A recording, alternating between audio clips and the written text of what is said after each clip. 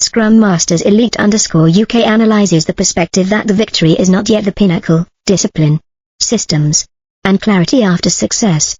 Subscribe to the channel to reflect together. And the lessons beyond the pitch. There are matches whose final score alone makes people gasp.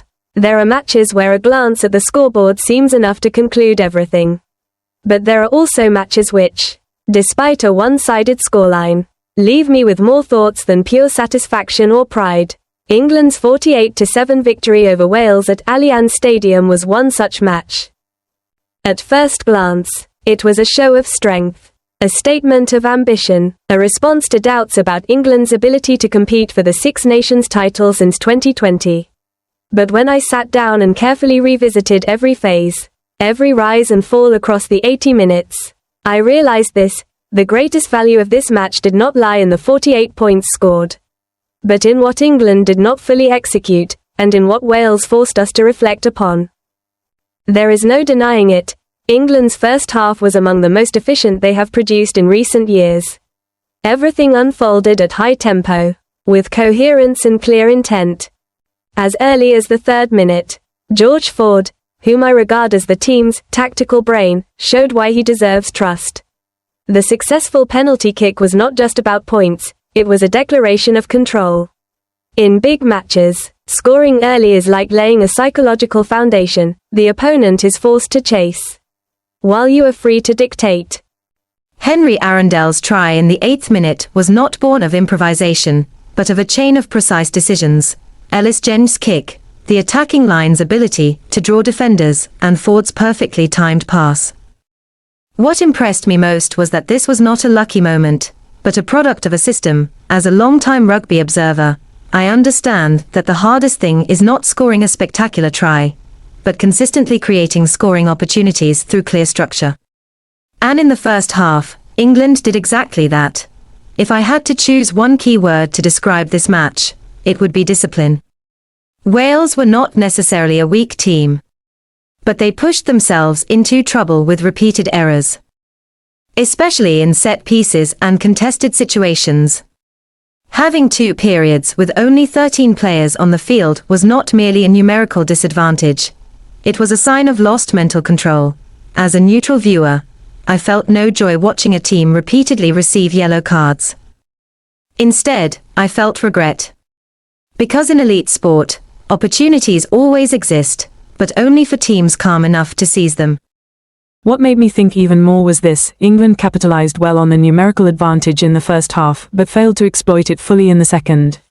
And this is where strength meets limitation. Many may feel disappointed that England did not score more after the break. Personally, I see it differently. When leading by a wide margin, maintaining absolute concentration is extremely difficult. Younger players tend to experiment, senior players subconsciously slow the tempo to avoid injury. This is not a sign of weakness, it is a very human reaction. Yet this very slowdown became a timely reminder, because Scotland awaits, a team that will not allow even a few minutes of disorientation. The fact that Lee Blackett's attack could not truly ignite in the second half forced England to confront a reality: a big win today does not guarantee a win tomorrow. From this perspective, an imperfect second half may offer greater mental preparation than a flawless demolition. If I had to choose one player who embodied England's spirit in this match, I would unhesitatingly choose George Ford. Not because he scored the most points, but because of how he controlled the game's rhythm. Ford was never rushed, never flamboyant, never desperate to be the center of attention. He appeared at the right moments, made sensible decisions, and was willing to step back when teammates were better positioned.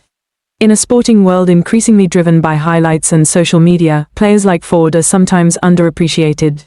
But to me, he represents maturity, not only in sport, but in how a person approaches responsibility. Looking at the 48-7 scoreline, many will say Wales were humiliated. I believe the greatest defeat did not lie on the scoreboard. Their biggest loss was in mindset. Under pressure, they failed to find mental anchors. When falling behind, they could not restructure the game. And when small opportunities arose, like Josh Adams' try, they lacked the stability to turn it into a starting point for resistance. Still, I give them respect, because even in the most difficult moments, they fought to the final whistle, forced England to pay with yellow cards, and never completely gave up. Watching this match, I realized something deeply human: superiority does not always mean perfection. In work, study, or life, there are times when I am ahead of others, in experience, resources, or opportunity. But if I become complacent or arrogant, that gap will quickly narrow. England won big, yet they still have much to fix. That reminds me that true growth only begins when we honestly confront our shortcomings, even in moments of success. As fans, we are easily swept up by emotion. We celebrate wildly after big wins. We criticize harshly when momentum stalls. But sport does not operate on instant emotion. This match taught me that a civilized fan is one who celebrates with restraint and worries at the right time.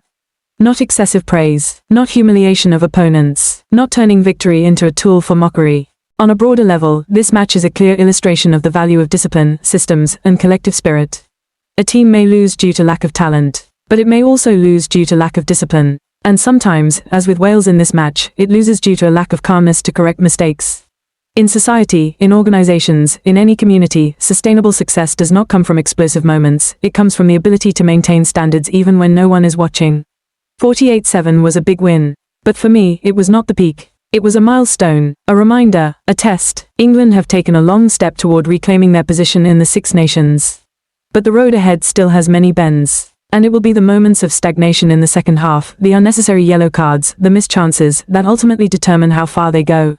And for me, as a viewer, an analyst, a fan, and an individual in society, this match left more than the feeling of victory. It left a question: when we are in a dominant position, are we clear-headed enough to keep improving ourselves?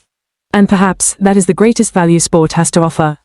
Scrum Masters Elite_UK bids farewell. A big win is not the summit. True value lies in reflection. Maintaining discipline, and continuing to improve, even when you're already ahead.